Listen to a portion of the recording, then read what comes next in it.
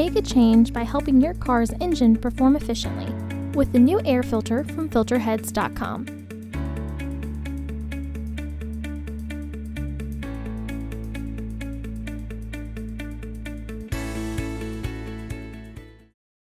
To access the air filter, first open the hood. Use the hood prop rod to support the hood. The air filter is located here. There are 4 fasteners securing the housing.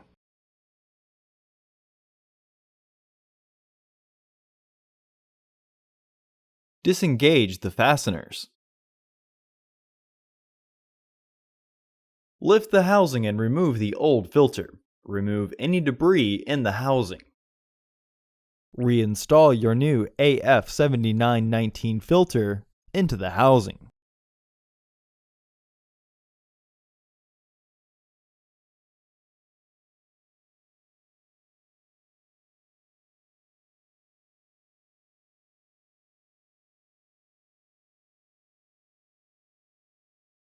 Once the filter is fully flushed and the housing is aligned, re-engage the fasteners.